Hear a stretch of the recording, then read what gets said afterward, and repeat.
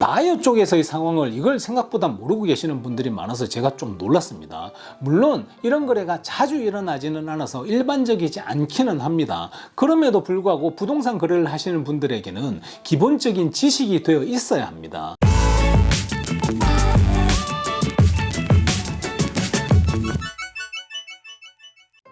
안녕하세요, 제이정입니다. 이번에 기가 막힌 일이 있었습니다. 평소에 쓰던 에스크로 회사를 쓰지 않고 셀러분이 아는 사람이 에스크로 컴퍼니를 한다고 그 에스크로 컴퍼니를 쓰기를 원했고, 당연히 셀러분이 원하는 에스크로 컴퍼니로 에스크로를 오픈을 했습니다.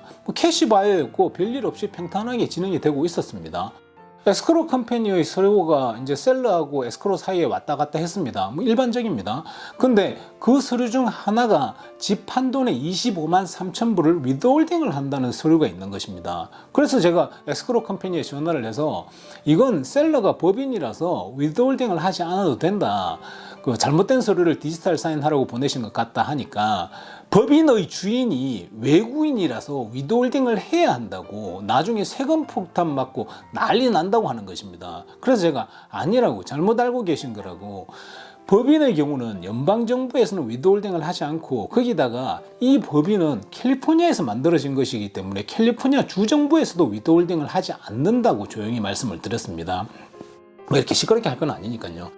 그런데 자기네들이 10년 넘게 에스크로에서 일을 했는데 외국인이 법인의 코퍼레이션의 주인인 경우에는 여태껏 다 위드홀딩을 했다는 것입니다. 그래서 아니 그건 이때까지 그쪽에서 잘못한 거고 라고 이렇게 시작을 해가지고 서로가 맞다고 더니까 언성이 점점 높아지고 막 난리가 났었습니다. 뭐 짐작하시겠지만 여러 가지 방법을 동원해서 에너지를 엄청 소비를 했습니다. 제가 얼마나 열이 받았는지, 진짜 어떤 에스크로인지 확 까불까 하는 생각도 들고 막 이렇게 여기다 리뷰를 좀 달까 하는 막 그런 악감정도 생기더라고요. 근데 또 뭐 상대쪽이 뭐 잘못하더라도 그렇게 못되게 또 하면 안 되니까 참고 가긴 하는데, 생각하면 열은 받죠. 근데 간혹 이렇게 에스크로 컴퍼니에서 무지에서 생떼를 쓰면 답이 안 나옵니다. 에스크로 컴퍼니는 공정한 중립기관이기 때문에 여기에서 애를 먹이면 적군이 애 먹이는 것보다 훨씬 더 힘들어집니다. 근데 이게 좀 캘리포니아의 문제인 것 같은 것이, 캘리포니아에서는 어떤 사람이 에스크로에서 일하느냐에 따라서 일하는 수준의 편차가 좀 큽니다. 뭐 친절하다 불친절하다 뭐 그런 거 말고요, 사건 사고를 일으키는 수위나 사건 사고가 일어났을 때의 대응이 그게 능력이거든요. 근데 능력 차이가 좀 많이 납니다. 다른 지역은 예를 들어서 여기서 가까운 네바다 같은 경우에는 에스크로 일을 타이틀 컴퍼니에서 합니다. 그렇다고 타이틀 컴퍼니에서 일하는 사람들이 그 사람들이 뭐 일을 엄청 잘하고 그렇지는 않고요. 일해보면 깝깝하긴 한데 그래도 다들 평균 비슷한 수준입니다. 그 동남부 쪽에서는 변호사분들이 에스크로를 하는데 거기도 일을 해보면 뭐 만족스럽게 빠리빠리하고 뭐 잘하고 그렇지는 않습니다. 뭐 약간 깝깝한 면이 있는 거는 매한가지입니다. 집을 사고 팔다 보면 깝깝한 부분이 많습니다. 어쨌든 그래도 다들 능력차가 비슷하고 이제 크게 그 능력차가 이렇게 크게 없기 때문에 일을 하다 보면 일 처리가 늦어지든지 신청을 해야 할 것을 안 하든지 해서 일이 좀 꼬일 수는 있어도 얼토당토 않고 택도 없는 경우는 잘 없는데, 캘리포니아는 에스크로 오피스에 따라서 잘하는 데는 엄청 잘하고 못하는 데는 엄청 못하고 하니까, 그러니까 능력치가 편차가 좀 많다 보니까 되도 않은 황당한 일이 생기면 방어하기 되려 힘든 상황이 생겨나는 것입니다. 그래서 캘리포니아에서는 거래를 할 때 일 잘하는 에스크로 회사가 다른 지역보다는 조금 더 중요하기는 합니다. 그래서 캘리포니아에서 매입을 하시는 분들은 이 부분을 좀 제대로 알아놓는 것이 중요할 것 같다는 생각이 들어서 영상을 만들기로 했습니다. 근데 이건 법인을 가지고 있는 셀러뿐만이 아니라 외국인이 집주인인 집을 사는 그 바이어들도 꼭 알아놓으셔야 합니다. 잘못하면 집 구매하고 난 뒤에 바이어가 셀러의 세금을 뒤집어 쓸 수도 있습니다. 이번에 보니까 이 부분은 모르는 사람들이 생각보다 많더라고요. 그래서 이런 부분들을 좀 정리를 해서 이렇게 설명을 좀 드리겠습니다. 첫째, 셀러가 외국인인 경우 위드홀딩 하는 부분. 둘째, 바이어의 입장에서 외국인 소유의 부동산 구매 시 주의할 점, 이 바이어분들이 요거는 꼭 찾아서 한번 보시길 바랍니다. 세 번째, 셀러가 외국인 소유한 코퍼레이션인 경우 위드홀딩을 하는 부분. 네 번째, 외국인 신분으로 샀다가 코퍼레이션으로 명의를 바꾼 경우나 미국 영주권자나 시민권자로 이렇게 스테이투스가 바뀐 경우. 다섯 번째, 그 외의 경우들. 이렇게 5가지의 카테고리를 정해서 말씀드리겠습니다. 첫째, 셀러가 외국인인 경우 아마도 다들 잘 알고 계시겠지만 셀러가 외국인인 경우 IRS, 그러니까 연방정부에서는 집을 판 금액의 15%를 위드홀딩을 합니다. 그리고 캘리포니아 주정부에서는 3.33%를 합니다. 첫 번째 15%는 미국 전체가 다 똑같고요. 두 번째 것은 캘리포니아 주정부가 3.33%라는 것이지 주마다 다르니까 주택을 보유하고 계시는 주의 위드홀딩 어마운트를 알아보셔야 합니다. 그리고 이걸 잘 아셔야 하는 것이 집 판매 기준으로 하는 그 기준으로 한 15%와 3.33%입니다. 수익의 15%나 그 3.33%가 아닙니다. 집을 10년 전에 80만 불에 샀는데 이 집이 지금 100만 불에 되어 있다면 20만 불의 수익에 대한 금액이 아니고 100만 불의 15%, 그러니까 15만 불을 위드홀딩 하는 것입니다. 이 부분을 간혹 잘못 알고 계시는 분들이 있으셔서 알려드립니다. 이걸 어떤 부동산 에이전트나 회계사 분께 들었다고 하면서 저한테 말씀하시는 분들이 간혹 계시는데요. 부동산 에이전트나 회계사 분들이 그렇게 말을 했을 리가 없고요. 15% 위드홀딩을 듣긴 들었는데 그냥 상식적인 수준에서 수익에 대한 15%일 거라고 생각하고 그렇게 알고 계시는 경우가 거의 대부분입니다. 어쨌든 판 가격에 대해서라는 것을 꼭 알고 계시고요. 근데 이게 사실은 엄밀하게 따지면 IRS 폼에는 100만 이하는 10%, 그리고 100만 불 이상은 15%라고 되어 있습니다. 하지만 거의 대부분의 에스크로우 컴퍼니에서 15%를 위드홀딩을 하는 것으로 보고할 것입니다. 근데 이게 에스크로우 컴퍼니에서 자기네들 마음대로 임의로 15%를 보고하는 것이 아니고 에스크로우 컴퍼니에서는 서류를 따르는 것입니다. 부동산 보드에서 서류를 그렇게 만들어 놓은 것입니다. 100만 이하는 10%, 100만 이상은 15% 이런 식으로 정해놓으면 잘못되는 경우도 있고 하니까 실수를 하는 경우도 있고 하니까 포멀한 서류에 그렇게 찍어 놓은 것 같은데요.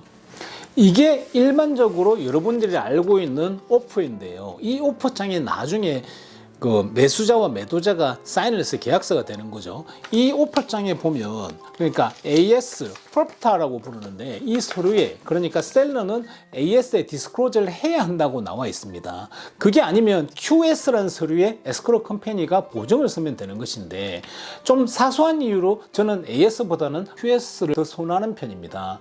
이렇게 가면 좀 길고 복잡해진 게 일단 AS 서류만 보면요.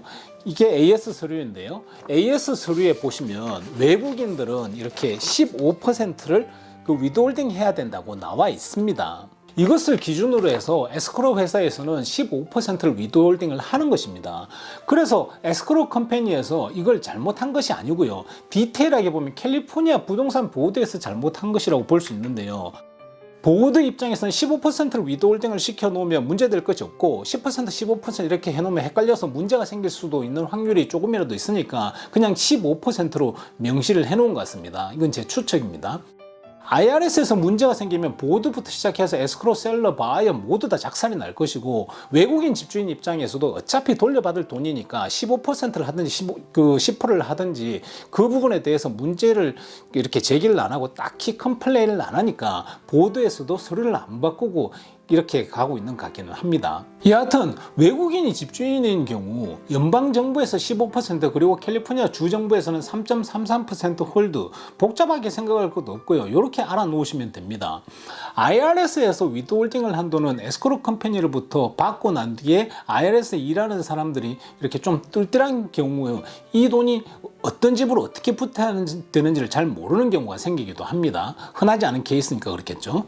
외국인이라서 텍스 아이디가 없으니까 IRS 쪽에서는 받은 돈이 붕 떠서 어디로 가야 하는 어디인지 이렇게 갈 곳을 잃는 경우가 있습니다. 그래서 부동산 쪽에서 일을 많이 해보셔서 노련한 회계사님들은 위드홀딩을 한 다음에 그것에 대해서 텍스 아이디를 따로 받아 놓습니다. 그러면 IRS에 들어온 위드홀딩 된 돈이 아이디 넘버가 붙어 있으니까 이 돈이 어디로 가야 하는지 명확하게 알고 있을 것이고, 세금 보고 하면 자동으로 들어오는 것입니다. 그럼 나중에 내가 위드홀딩 한 것이라고 증명하고 뭐하고 불필요한 시간과 에너지를 낭비할 필요가 없을 것입니다. 일을 잘하시는 CPA 분들은 다들 그걸 이렇게 해 놓습니다. 두 번째, 바이어가 외국인의 소유의 집을 구매할 때 조심해야 될 부분을 알려드리겠습니다. 원래는 위드홀딩 에이전트가 에스크로 컴퍼니로 되어 있었습니다. 에스크로 컴퍼니에서 그것을 담당하니 너네가 일을 못하면 너네가 책임을 지라는 취지인 것인데요. 저는 그게 합리적이라고 생각을 하는데요. 왜 그러냐면 위드홀딩 돈은 에스크로 컴퍼니에서 IRS 쪽으로 보내는 것이니까요. 그런데 몇 년 전부터 위드홀딩 에이전트를 바이어로 해달라고 IRS에서 에스크로 컴퍼니에서 요청을 하기 시작을 했습니다. 그래서 요즘은 대부분의 위드홀딩 에이전트를 바이어 이름으로 만듭니다. 그래서 해보신 분들은 아시겠지만 외국인 소유의 부동산을 매입할 때는 IRS 폼에 바이어의 소셜 넘버도 들어가는 것입니다. 서류들을 다 읽기 귀찮고 어렵고 복잡하니까 간단하게 이렇게 생각을 하셔도 됩니다. 외국인 소유의 집을 사고 있는데 혹은 샀었는데 바이어의 정보와 소셜 넘버가 IRS 서류에 들어가지 않았다면 바이어가 위드홀딩 에이전트가 되지 않았다고 판단을 해도 됩니다. 반대로 바이어의 정보가 소셜 넘버가 이렇게 IRS 폼에 들어가면 바이어가 위드홀딩 에이전트가 되어 있다고 생각을 하시면 됩니다. 그리고 에스크로 회사에서 아무런 언급이 없었다면 꼭 물어봐야 합니다. 보통의 경우 무조건 이야기를 해줍니다. 무조건이 아니라 99.99% 이야기를 해줍니다. 바이어가 위드홀딩 에이전트가 되었다면 최악의 경우 어떻게 되느냐 하면 이런 상황이 생길 수가 있습니다. 에스크로에서 그 위드홀딩 에이전트를 바이어로 해놓고 위드홀딩을 하지 않고 셀러는 자기네 나라로 가버린 수가 있습니다. 그러면 집을 산 바이어가 그 세금을 그대로 독박을 쓰게 되는 것입니다. 그래서 위드홀딩이 꼭 외국인 셀러의 문제라고 생각을 하시면 안 됩니다. 그렇게 되면 이것이 바이어의 문제가 되어버리는 것입니다. 이건 아차 잘못하면 집 사고 셀러의 세금을 바이어가 내야 하는 말도 안 되는 상황에 놓을 수도 있게 되는 것입니다. 변호사 서스하면 안 내고 이길 수 있다고 저희 변호사는 이야기를 하더라고요. 근데 이길 수 있다 해도 엄청 귀찮겠죠. 그 과정은 이렇게 생각만 해도 짜증나죠. 그런 것 때문에 앞서 말씀드린 오퍼에 AS 디스클로저라고 하는 것이 하는 것에 디스클로저를 하는 거거든요. 내가 외국인이다 아니다 코퍼레이션이다 등 셀러가 디스클로저를 하는 서류로 작성하는 것이고요. 이것이 AS입니다. 이것을 하기 싫으면 QS를 하면 됩니다. QS는 뭐냐면 QS는 요건데요. QS는 뭐냐면요. 에스크로 컴퍼니에서 셀러가 미국인임을 혹은 영주권임을 증명해주는 것입니다. 셀러가 AS에 사인을 하기 싫은 경우는 에스크로 컴퍼니에서는 양쪽 스테이투스를 다 보기 때문에 셀러가 외국인이 아님을 증명을 해줄 수 있는 것입니다. 거래를 하시다 보면 외국인이다 아니다라는 서류를 사인하고 주고받으면서 이 서류는 뭐 때문에 필요하지 하고 의아해 하시는 분들이 많으셨을 것입니다. 단지 세금 관계 때문에 판매자가 외국인이 아니고 내국이라는 것을 디스클로저 하는 것은 그런 서류라고 생각을 하시면 됩니다. 그래서 구매자가 판매자가 외국인인 경우 외국인인 것을 알아야 하는 것입니다. 가장 간단하게 알 수 있는 것은 이 AS나 QS 이 서류들이 바이어로부터 오지 않은 경우는 바이어는 셀러에게 외국인인지를 물어봐야 합니다. AS는 외국인 셀러가 사인할 수 있는 것이 없고 QS는 그 에스크로 회사에서 외국인이 셀러인 경우 당연히 내국인으로 증명을 해줄 수 없으므로 QS에 사인을 할 수가 없습니다. 그래서 AS나 QS를 셀러 쪽으로 받지 못한 경우는 에스크로 컴퍼니에 셀러가 외국인인지를 꼭 물어봐야 하고, 그리고 거기에 대해서 바이어가 IRS 폼에 위드홀딩 에이전트로 등재되어 있는 경우 외국인 셀러가 위드홀딩을 제대로 했는지 꼭 확인을 해야 하는 것입니다. 그러면 바이어가 위드홀딩 에이전트가 되어 있는 경우 에스크로 회사에서 IRS로 가는 폼하고 체크하고 카피를 해줄 것입니다. 그것만 딱 가지고 있으면 아무런 문제가 없습니다. 바이어 쪽에서의 상황을 이걸 생각보다 모르고 계시는 분들이 많아서 제가 좀 놀랐습니다. 물론 이런 거래가 자주 일어나지는 않아서 일반적이지 않기는 합니다. 그럼에도 불구하고 부동산 거래를 하시는 분들에게는 기본적인 지식이 되어 있어야 합니다. 미국은 다민족 국가이고 얼마나 많은 외국인들이 부동산을 매입을 합니까? 중국 사람들이 미국 부동산 값을 다 올렸다 놨다는 그런 말을 한 번 정도는 들어보셨을 겁니다. 그래서 어떤 면에서 보면 우리가 생각하는 것처럼 일반적이지 않은 것이 아닐 수도 있는 것입니다. 용어가 생소해서 잘 모르시겠는 분들이 많을 수 있을 것 같으니 짧고 간단하게 한 번만 더 정리해서 설명을 드리겠습니다. 바이어의 경우 셀러로부터 QS 또는 AS를 받지 못한 경우 반드시 왜 없냐는 질문을 하셔야 하고요. 외국인은 AS와 QS를 만들 수가 없습니다. 셀러가 외국인이라고 하면 위드홀딩을 했다는 프루프를 받아야 하는 것입니다. 바이어가 위드홀딩 에이전트가 되어 있는 경우 에스크로 회사에서는 IRS 폼하고 체크 카피를 클로징할 때 줄 것입니다. 이렇게 요약해 드릴 수 있습니다. 그리고 여기에 약간 부연 설명을 드리자면요. IRS 폼과 체크 카피 이것은 꼭 받아 놓으셔야 하는 것이 위드홀딩 금액 클로징 스테이트먼트에도 나오지 않습니다. 그렇기 때문에 AS도 QS도 받지 않은 상황에서 에스크로 컴퍼니에서 말로만 위드홀딩 했다는 것만 듣고 넘어가기에는 만에 하나 천에 하나 문제가 생겼을 때 문제가 엄청 커질 수가 있습니다. 그러니 어떤 종류의 것이든 바이어의 입장에서는 위드홀딩을 했다는 프루프를 받아 놓아야 하는 것입니다. 근데 사실 이것도 어느 정도 경험치가 있는 에스크로 회사와 부동산 에이전트들과 일을 하면 다 알아서 해주기는 일이긴 합니다. 그래서 체크할 수 있는 정도의 수준으로 알고 있으면 될 것 같습니다. 세 번째, 셀러가 외국인이 소유한 법인의 경우 위드홀딩하는 부분.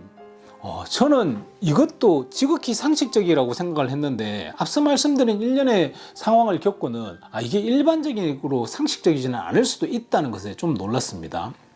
그럼 말도 안 되는 생길 수 있다는 것에 사실 저는 이번에 알았습니다. 그래서 이 부분은 거래 시 신경을 좀 써야 할 것 같습니다. 물론 자주 일어나지는 않죠. 먼저 결론부터 말씀을 드리자면 법인의 경우 법인의 주인이 외국인이라도 미국에서 만든 법인이라면 연방정부에서 위드홀딩이 없습니다. 법인이 캘리포니아에서 만들어졌다면 캘리포니아 주정부 쪽에서도 이 위드홀딩이 없습니다. 연방정부 것은 너무 뻔하니까 딱히 설명드릴 것도 없고요. 이 뻔한 걸 가지고 지적먹고 난리도 아니었습니다. 간혹 아주 사람을 잘못 만나면 뻔하지 않은 상황이 생길 수 있으니 조심은 하셔야겠습니다. 어쨌든 미국에서 만들어진 법인의 경우 연방정부에서 15%는 홀더를 안 하는 것이니 그냥 그렇게 아시면 되고요. 캘리포니아 주정부에서 홀더하는 3.33%의 부분이 조금 혼돈되실 수도 있는데요. 요거 잠깐 설명드리겠습니다. 이게 보면 뭐냐면 캘리포니아 폼 593이라는 것이 있습니다. 여기에서 1번부터 11번까지 아무거나 체크되어도 캘리포니아에서는 이 위드홀딩을 하지 않습니다. 여기 보시면 1번은 내가 사는 집에 대한 이야기입니다. 그리고 프라이머리 레지던트라는 얘기죠. 그리고 2번은 지난 5년 동안 2년 살았다는 거 그런 겁니다. 그러니까 마찬가지로 프라이머리 레지던트입니다. 3번은 이렇게 팔았는데 이렇게 돈을 잃었다. 돈 남는 게 없다 이런 거 이런 식으로 쭉쭉쭉 가다 보면 여기 6번에 보면 있지 않습니까? 셀러가 코퍼레이션일 때 역시 위드홀딩을 하지 않는다고 나와 있는 것입니다. 그러니까 이것만 놓고 봤을 때 다른 걸 다 빼고 법인만 기준으로 봤을 때 외국인이 만든 법인의 경우는 연방정부에서는 당연히 위드홀딩을 하지 않는 것이고요. 외국인이 만든 캘리포니아의 법인의 경우는 캘리포니아 주정부에서 또 역시 위드홀딩을 하지 않는 것입니다. 그러니까 본인이 가지고 있는 부동산이 캘리포니아에서 만든 법인의 명의로 되어 있으면 위드홀딩은 어디에서도 하지 않는 것입니다. 엄청 쉽죠. 이게 왜 헷갈리고 자시고 할 수 있는 거냐고요. 자, 넷째는 살 때는 외국인 신분으로 샀는데 팔 때는 신분이 바뀌어져 있는 경우. 살 때는 외국인이었다가 팔 때의 상황이 바뀌어 있을 수가 있지 않습니까? 예를 들자면 뭐 살 때는 외국인 신분이었는데 팔 때 그 중간에 미국 영주권을 받았다든가 혹은 시민권을 받았을 수도 있고요. 혹은 외국인 신분으로 뭐 샀는데 뭐 법인으로 중간에 바꾼 경우도 있을 것입니다. 이런 경우 외국인으로 취급해서 위드홀딩을 해야 하냐고 저희 팀원이 이렇게 물어보더라고요. 살 때 외국인 신분이었으니까 뭐 그런 생각이 들 수도 있겠다는 생각이 들었습니다. 그런 경우는 팔 때의 스테이투스로 봅니다. 팔 때의 자기 신분이 어떠냐에 따라서 그걸 기준으로 합니다. 내가 파는 시점에서 영주권자라면 영주권자가 집주인으로서의 적용을 받는 것이고요. 내가 팔 때의 시점에 이 집이 법인으로 되어 있다면 법인 집주인으로 적용을 받는 것입니다. 자, 다섯 번째, 그 외의 이렇게 부수적인 경우에 대해서 말씀을 드리겠습니다. 지금 말씀드린 것에 여기서 이렇게 좀 더 디테일하게 가면 이런 경우가 있을 수가 있습니다. 위드홀딩을 좀 줄일 수 있는 방법? 뭐 이걸 좀 줄일 수 있는 방법이라기보다는 뭐 줄일 수 있는 상황은 좀 있습니다. 디테일하게 하면 얼마 안 남은 경우 남는 것을 옵셔널 게인이라고 해서 줄이는 옵션을 하는 방법이 있기는 합니다.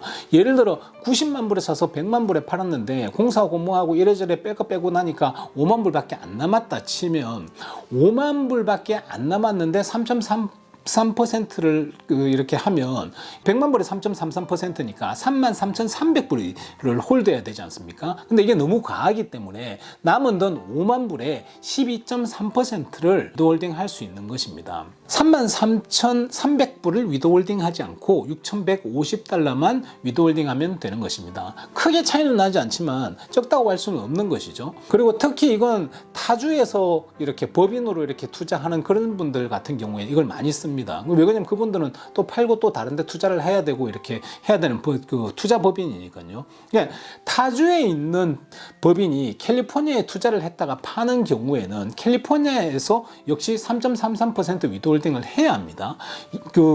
예를 들어 내 법인이 뉴욕주에 있고 캘리포니아에서 투자를 했고 그것을 파는 경우 3.33%를 위드홀딩을 해야 합니다. 물론 다른 주의 법인이라도 앞서 말씀드린 이 593 폼의 11개의 항목 중 1개에 해당한다면 위드홀딩을 안 해도 됩니다. 지금 말씀드린 것은 단순하게 법인만을 비교해서 말씀드린 것입니다. 그리고 예를 들어 에스크로 컴퍼니에서 뭐 잘못해서 법인인데 IRS 쪽으로 위드홀딩을 해버리면 그 다음 세금 보고를 하면 돌려받을 수 있습니다. 근데 잘못했기 때문에 그 중간에 돌려줘 이렇게 할 수 있을 거라고 생각하는데 못 받습니다. 절대 못 받는다고 생각을 하시면 됩니다. 예를 들어 올해 3월달에 집을 팔면서 에스크로에서 실수로 25만 불 위드홀딩을 하게 만들었다 그러면 그건 내년 세금 보고를 해야지 그 돈을 돌려받을 수 있게 됩니다. 어차피 돌려받을 돈이니까 뭐가 문제냐 하고 하실 수 있는데요. 그렇지 않습니다. 25만 불을 은행에 넣어 놓으면 5%의 수익을 만들 수 있고요. 예를 들어서 올 3월에 25만 불을 다운을 하고 그 120만 불짜리 집을 샀는데 그 집이 내년 3월엔 150만이 되었을 수 있는 것입니다. 만약에 그렇게 됐다 그러면 위드홀딩을 안 해도 되는 걸 했기 때문에 뭐 집을 사는 케이스는 뭐 30만 불이 날아간 상황이 될 것이고요. 뭐 은행 이자는 뭐 이렇게 해가지고 몇천 불이 날아가는 상황이 될 것입니다. 당연히 에스크로 컴퍼니든 IRS든 이 부분을 책임져 주지 않습니다. 그래서 잘 챙기셔야 합니다. 근데 이게 대부분의 경우 에스크로 회사와 바이어의 부동산 회사와 부동산 에이전트가 다 알아서 해주는 그런 거니까 그러니까 우리 직업군 입장에서는 있지 않습니까? 이게 1+1은 2가 되는 기본적인 일이기 때문에 사실은 크게 신경 쓰실 일은 아니기는 합니다. 그래도 뭐 이쪽 저쪽 못 믿겠고 뭔가 이렇게 일하다 보면 어설프고 한다 그러면 확인해 보는 게 좋겠죠. 근데 본인도 본인을 못 믿겠어. 나도 못 믿겠어 싶으면 11월, 12월 달에 파시면 됩니다. 그러면 바로 그 다음 해로 넘어가고 세금 보고하면 바로 돌려받기 때문에 누군가가 잘못해서 위드홀딩을 했더라도 금방 되돌려 받으니까 뭐 치명적인 상처가 나지는 않습니다. 좀 짜증은 나는 거죠. 연초에 팔면 돈이 오래 묶이니까 그게 진짜 문제죠. 대충 이 정도면 다 아신다고 생각하셔도 무방합니다.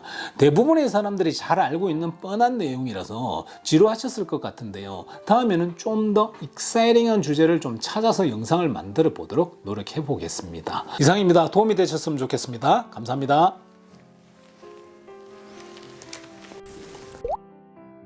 따봉!